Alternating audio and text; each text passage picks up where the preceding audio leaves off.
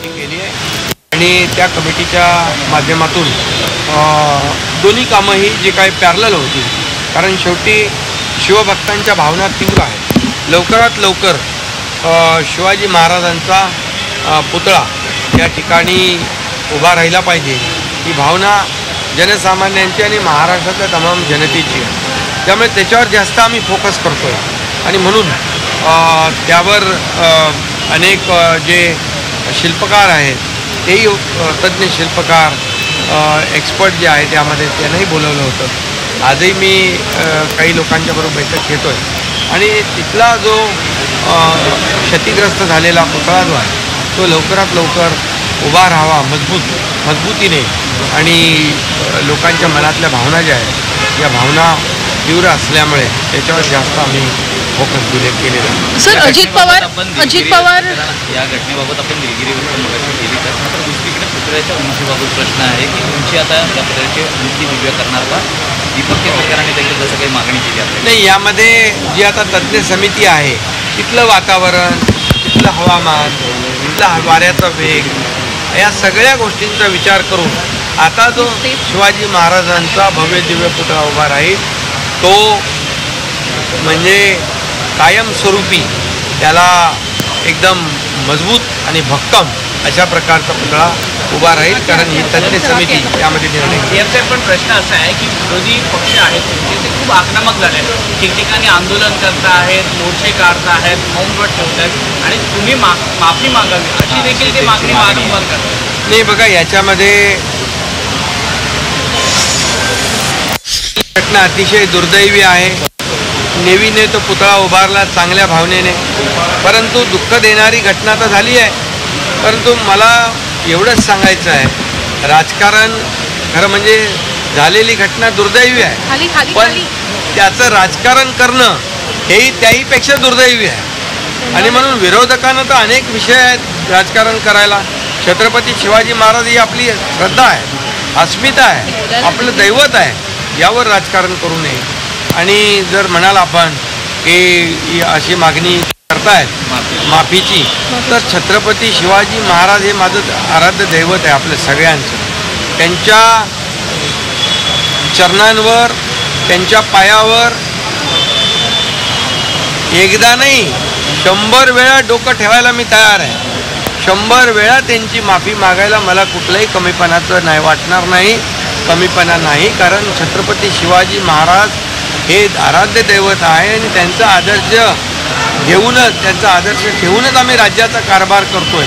त्यामुळे मी त्यांच्यासमोर नतमस्तक होतो आणि विरोधकांना देखील सांगतो की छत्रपती शिवाजी महाराजांनी विरोधकांना देखील सुबुद्धी द्यावी आणि हाच छत्रपती शिवाजी महाराजांचा रुबाबदार असा पुतळा लवकरात लवकर उभा कसा राहील यासाठी विधायक काय ते तुम्ही या ठिकाणी विरोधकांनी सांगितलं पाहिजे, सहकार्य केलं पाहिजे.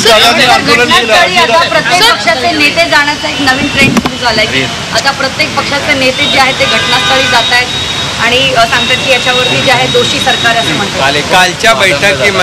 कालच्या बैठकीमध्ये नेव्हीच्या अधिकाऱ्यांनी विनंती आणि मागणी केली आहे की तो संपूर्ण एरिया संरक्षित करावा, कॉर्डन अप करावा, कारण त्यांना तिथलं जे काही सगळ्या गोष्टी ज्या आहेत त्याचा त्यांना ते करणं आणि हा पुतळा पुन्हा लवकर उभं करणं यासाठी त्यांनी तशा प्रकारची मागणी केली. उपमुख्यमंत्री अजित पवार यांच्या पक्षाकडून आता आपल्याच विरोधात आंदोलन होतं, ही कुठली भूमिका खरं म्हणजे अजितदादांनी देखील जाहीर माफी मागितली लोकांच्या तीव्र भावना लक्षात घेऊन. पण याच्यामध्ये मी सांगतो की शिवसेना आमची असेल, भाजपा आहे, अजितदादा आहे, आम्ही सगळे महायुतीमध्ये काम करतो आणि शिवाजी महाराज हे आमच्यासाठी राजकीय हा विषय होऊ शकत नाही. हा विषय आमच्यासाठी श्रद्धा आणि अस्मितेचा आहे. त्यामुळे कुणीही याच्यामध्ये राजकारण करण्यापेक्षा शिवाजी महाराजांचा भव्य दिव्य पुतळा तिथं उभा कसा राहील यासाठी प्रयत्न केले. सीएम साहब आपने कल 2 कमेटी बनाई है। सर एकीकडे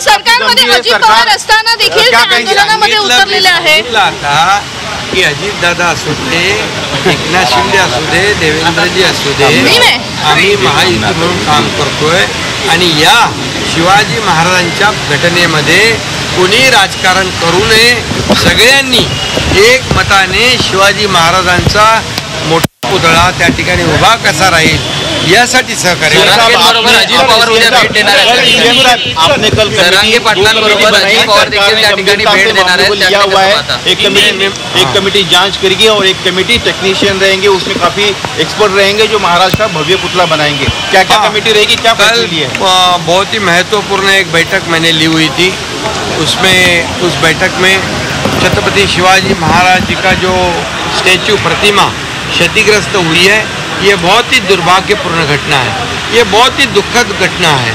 ये तमाम महाराष्ट्र के शिव भक्तों को एक बहुत ही दुख और दर्द देने वाली घटना है। इसलिए जो कल बैठक ली हुई उसमें 2 कमेटियाँ की गई है, एक में जो दुर्घटनाग्रस्त स्टैचू प्रतिमा उसकी कार्रवाई होगी, दूसरी तरफ पैरेलल एक जो कमेटी है उसमें तज्ञ लोग होंगे, वहाँ आर्टिस्ट होंगे, इंजीनियर, IIT के लोग होंगे, नेवी के अधिकारी होंगे और उसी जगह पर शिवाजी महाराज जी का भव्य प्रतिमा फिर से लगे।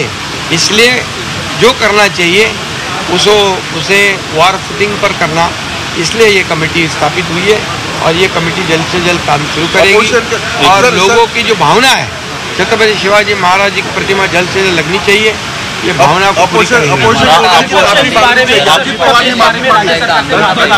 विपक्ष कह रही कि राज्य सरकार ने इस बारे में माफी मांगनी चाहिए। नहीं, देखिए छत्रपति विपक्ष को तो मैं ये कहूँगा कि राजनीति करने के लिए तो कई इश्यूज हैं। ये छत्रपति शिवाजी महाराज जी इशू, ये जो इशू राजनीति करने वाला और छत्रपति शिवाजी महाराज हमारे लिए राजनीतिक मुद्दा नहीं हो सकता है, वो हमारे लिए अस्मिता का प्रतीक है, श्रद्धा का प्रतीक है। और वो कहते हैं कि ये ऐसा करो वैसा करो, तो मैं यही कहूँगा कि छत्रपति शिवाजी महाराज तो हमारे लिए भगवान है, ईश्वर है, देवता है। उनके सामने उनके चरणों पर एक बार नहीं 100 बार माथा टेकने के लिए हम तैयार हैं, उसमें हमें कोई कमी नहीं महसूस होगी, क्योंकि उनके ही आदर्श पर इस राज्य का कारोबार शुरू है। और इसलिए विपक्ष का मेरा इतना ही कहना है विपक्ष को, इसमें राजनीति ना करें। ये शिवाजी महाराज जी का प्रतिमा जो है वो जल्द से जल्द वहाँ लोगों की भावना जो है जल्द से खड़ा हो जाए, इसलिए आप सहयोग करो, इसमें सिर्फ राजनीति ना करें।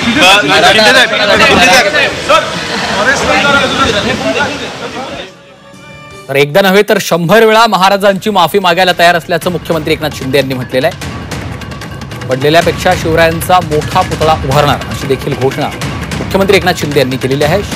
शिवाजी महाराज हा राजकीय विषय होऊ शकत नाही असं म्हणत त्यांनी विरोधकांना देखील टोला लगावलेला आहे।